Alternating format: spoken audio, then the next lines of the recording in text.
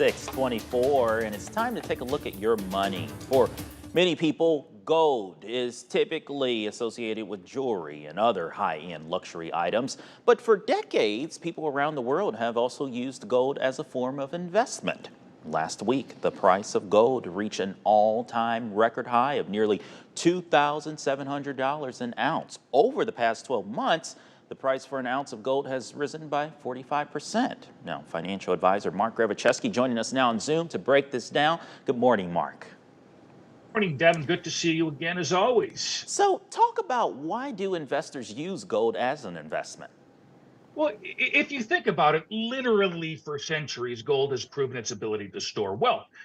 Throughout history, we've seen, individual companies or national economies and even entire countries collapse, and those respective stocks, bonds, currencies quickly become worthless or very close to worthless. But investors buy gold and other precious metals because they see it as a constant tangible asset that will always have some type of value. So gold is often viewed as a safe haven or a type of hedge against global uncertainty and market turbulence.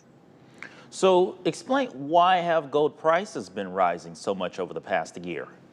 Oh yeah, they've really been going up through the roof here. Look, as you just mentioned earlier on, the price for a single ounce of gold, all-time high of around $2,700. So far this year, it's up 29%. Remember, gold, like many other precious metals, is a global commodity subject to the global forces of supply and demand. And during times of global and economic uncertainty, that rise in global demand for gold inherently drives gold prices higher. But just look at some of the anxieties that investors have been facing. The war between Russia and Ukraine continues. The war between Israel and Hamas has started to gradually expand to other countries in the Middle East. And now there are some questions being raised about the health of the U.S. economy.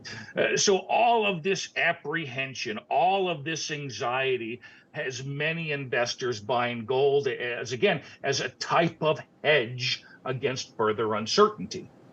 So, if investors do want to invest in gold, how can they go about doing that? If you do buy gold, make it a part of your broader investment portfolio, because like many investments, gold can be extremely volatile with these large up and down swings in its price.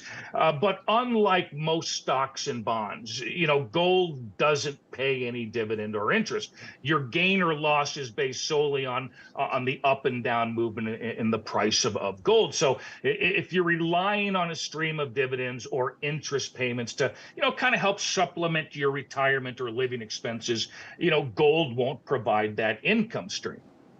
All right. Well, we want to thank you so much for joining us, Mark, and we'll see you next week. All right. Enjoy your week, Devin. Great seeing you again, as always. You too.